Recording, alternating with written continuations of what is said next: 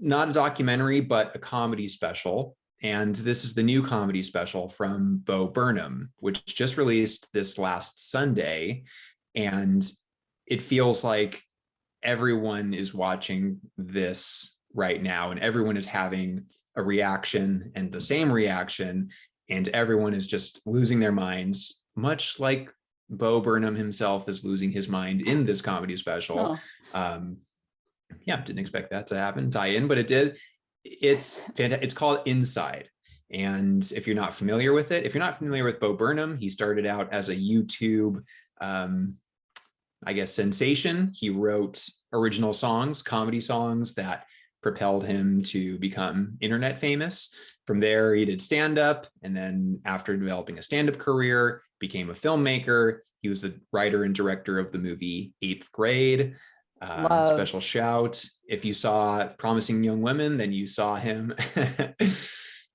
For the Gen Zs out there, you saw him in acting against Carey Mulligan. So he's this jack of all trades guy. He's a writer, performer, actor, and in his latest comedy special, Inside, he goes back to his roots with basically creating short form videos, which he recorded all by himself. Has this like multi-hyphenate writer, actor, director, cinematographer, I guess editor too. Sure, why not? He does it all. And this special is really, really astounding. He shoots the whole thing over quarantine. And he shoots it over months in this back house or this house wherever he's living, this office, like studio kind of thing. And it's kind of like we see what happens. We see what happens to him. He's a guy who's notoriously talked about how he deals with anxiety and depression. And he's also a very gifted writer, performer, director. So he does all that through short form videos that are hilarious. They start out being more entertaining on the surface. Like he talks about things that are relevant in quarantine, FaceTiming with your mom, with his mom, FaceTiming.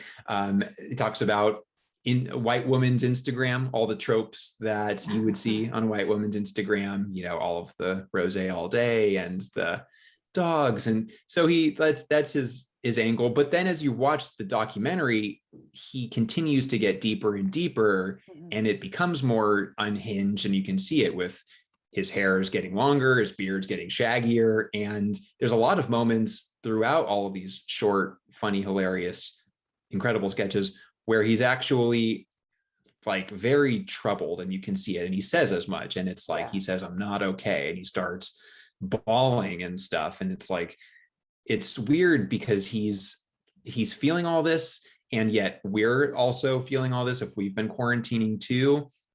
So he's like channeling this expression that a lot of people I think can feel and relate to. And so a lot of people have just been saying that it's genius. They've been giving it the capital G, genius word. I mean, I'll toss it over to you. You saw it as well, and you said some flattering things.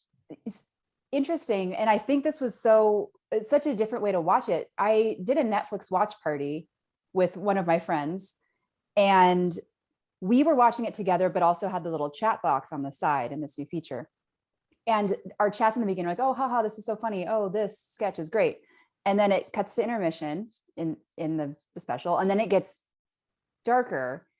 And then we stop laughing and we're like, wait, this is kind of dark. And then it just turns into this thing where we don't even know how to describe it. And the best thing that I could come up with is it's like, he is Andy Kaufman. Like he is Jim Carrey in Man on the Moon playing Andy Kaufman. Like you don't know what is real or what is what is a bit, especially towards the end when to say like the spotlight hits and it's like, you don't know what is for entertainment purposes and what is actually in him. And my friend was saying watching the special is like reliving quarantine all over again, because it's the wave. It's not all just depressing. It's like, oh, we kind of go through these waves of emotions of like finding the bright side, but also the reality of the situation and feeling okay, but then also not at the same time.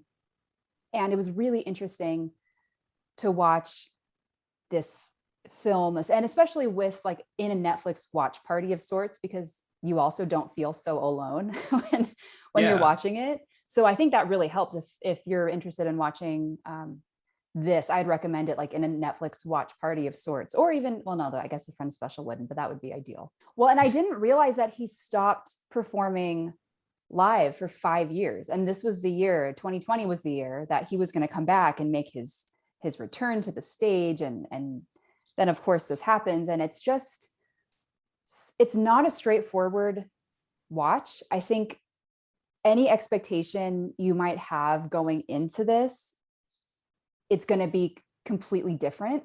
What you get is going to be completely different, because there's no way to accurately describe this. Like it is funny, it is kind of unsettling and jarring, but he's so vulnerable, and also, oh my God, he is hilarious.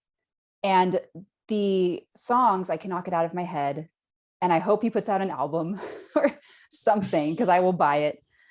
It just, yeah, it's really, really great. And that's one of the best things I've seen in a really long time. I mean, 100%. Like he's done something really special, and it's like this historical document of what quarantine feels like and what people will remember this time by. We all had our different experiences, and some people have a lot to show for it. Some people don't have all that much, but what Bo Burnham has created has just been this thing that's been growing inside of him. And yeah, you mentioned he stopped doing stand-up. He was having panic attacks on the stage while he was performing. He was actually having panic attacks and needed to stop performing live because that was growing too much for him. So it's it seems most logical that he's using his filmmaker skills, which are like, the craft in this movie is so good. He's just so limited, but he uses things so inventively. There's projectors and lights that just make the thing feel so big, but it's just in one room. It's, I will talk about this all night. And I actually started rewatching it again today. You did? I basically got like 2 intermission and I paused it. Yeah, I'm only halfway through, but after I finished watching it, I couldn't wait to watch it again. And it holds up. I'm laughing all the same. I'm going to watch it I don't even know how many times. It's really incredible. And I think a lot of people who see it will be just totally moved by it. Yeah, I agree 100%. I haven't watched it a second time, although funny, because my friend that I watched it with at the Netflix watch party just texted me. Apparently there's a BuzzFeed article that says 12 incredible details from Bo Burnham's Inside special. And she's like, let's watch it again. I must read this article and watch it a third time. Done. Yeah,